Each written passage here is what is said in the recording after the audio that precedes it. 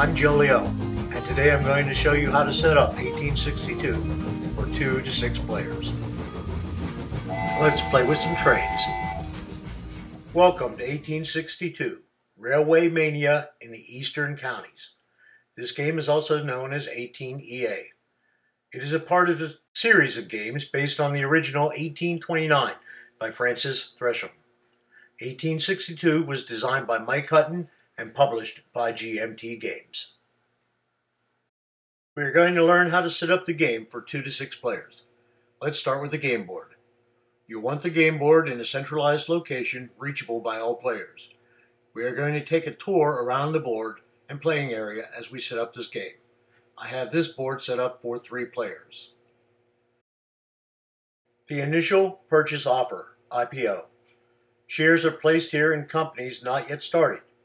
4 companies are removed, so each game will have a different mix of 16 of the total 20 companies. The revenue track. Place tokens here to keep track of the company revenues.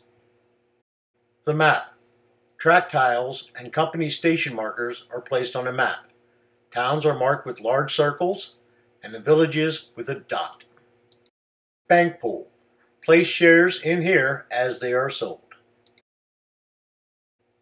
Available trains. Here is where the trains waiting to be bought are located. IPO Price Chart. The initial share price of companies is recorded here. This is also used to calculate the revenues gained by refinancing. Stock Market Chart. Company share values are recorded here. The mini-map, or home base chart. Put home base markers for the companies which are available on this chart. As desired, place permit tokens corresponding to those granted to the companies on these spaces as well. Place the track tiles close by, so players can see which tiles are available. I use jewelry trays and boxes to organize them. This saves a lot of time when players are looking for a specific tile. For this game, I'm using tokens from railsonboard.com, sorted in a simple bead container from a local big box store. It again speeds up play during the game and aids in the setup by having the tokens pre-sorted. Here's the initial setup completed, in this case for 3 players. Additionally, you will want to designate a competent player as banker and arrange the money where the banker can easily reach it. We normally use the most experienced player as the banker. You can use the paper money in the game, or as another time-saving tip, poker chips. The bank size for 1862 is 15,000 pounds, though I doubt you will break the bank in this game. Take all the director shares and shuffle them. Deal them out into the 3 IPO areas on the board. First, the yellow area spaces 1 through 8 for companies available at the start of the game. Then the light green areas, spaces 9 through 12. These companies are available after the first B train is purchased. Then spaces 13 through 16, the dark green area. These companies are available after the first C train is purchased. There will be 4 companies that are not dealt out to the IPO. These companies are not in play this game.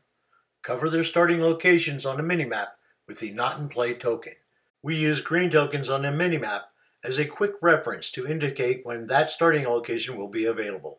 Light green for phase B, dark green for phase C, which matches the IPO. Next, the banker will take 6 freight, 5 express, and 5 local permit tiles and shuffle them together. Randomly assign 1 permit to each of the companies in the IPO.